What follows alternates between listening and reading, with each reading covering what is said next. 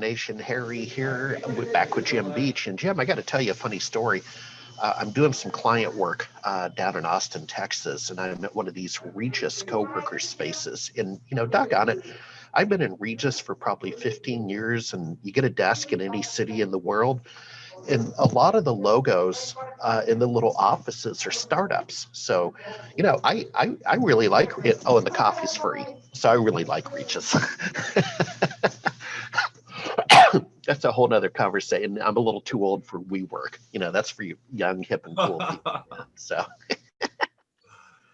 well, I anyway. like Regis too. I had space there for years, so it's a great place. Yeah. Well, hey, Jim, we're thank goodness we're bringing 2020 to a close, and I know you're doing a lot of, you're prolific with your show, the startup show, and School for Startups, and what are you hearing, and what are your guests saying about 2021? Let's take a forward-looking view, as they say in finance. Well, I don't think that there's any clouds or any negative news on the horizon. I am sensing tremendous happiness and optimism from the entrepreneurial community now that the election is over. Yep. And we are pretty sure that we're going to have a split government, that we're going to have some Republicans in the Senate who will maybe slow things down from the Democrats. And I think entrepreneurs like that. The idea that no huge changes will happen is certainly going to appeal to all of us entrepreneurs. I say that entrepreneurs will play the game no matter what. We're going to go play the game. The only thing is we want to know what the rules are. Just tell us the rules and we will go play the game. And right now, I'm not anticipating huge changes in the rules, no big economic policy, no big tax issues or anything like that. And so I think that the average entrepreneur is very encouraged by that. And then secondly, the fact that it looks like there's some sort of pandemic relief, some sort of vaccine very close on the horizon is also very good news for us, that maybe we will survive this and get through the tunnel and come out on the light on the other side. That's now that we can see that light, I think the sentiment has increased tremendously, and we're all very enthusiastic and optimistic for a great year to rebuild. Yeah.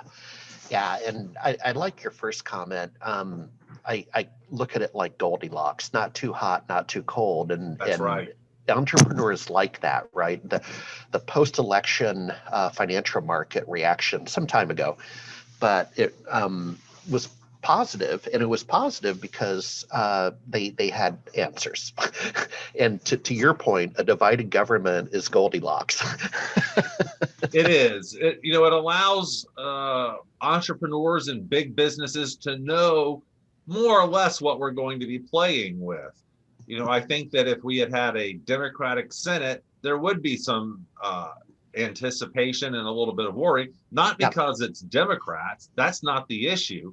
The issue is simply sudden change. And none of us like sudden change. The worst thing you can do to an entrepreneur is change the way the field looks.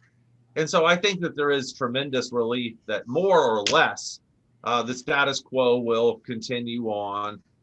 There will be some big changes, I do believe, in the environmental policy that we see, but I don't know that that's necessarily bad. I think that provides a lot of opportunity for entrepreneurs to go out there and say, well, there's this new initiative. I can help solve that problem. Maybe we'll figure out some way to frack without the earthquakes. And who's going to solve that problem? Is an entrepreneur. Yeah. So I think that overall the world looks pretty rosy for us right now. Yeah. Well, I'll make my contribution to 2021 before we go. So as you know, in a prior discussion with you, I used the pandemic to take one of my older books and recast it as the Pocket MBA, Instant Entrepreneur. And we talked about that, in fact, on your show. Yes, and you were a guest on my show. Thank you. So we're getting closer to coming to market with a system, and you're familiar with that. You offer a system over on your site for people to join. And it's going to be a Q1 thing. And here's what I found just the other day in the Wall Street Journal. really good article, and then LinkedIn picked it up as and added comments about the traditional MBA program is not as attractive to people nowadays. We've had that talk too. But these certificates, so the credential you might get from Carnegie Mellon or what is it, Northwestern in Chicago, the 9-month certificate, the 9-week certificate is the future. And the colleges need that because they're seeing, declining enrollment across the board for the, $250,000 2-year MBA. So that's what I'm predicting is an increase in certifications that are very task oriented. Any thoughts on that before we go? Yeah, sure. Not only are there going to be, the MBA certifications, but I think the HubSpot certification, the Microsoft vendor certification, the PayPal certification, all of those have gotten a lot sexier in the last couple of months too. And I anticipate a tremendous increase in those.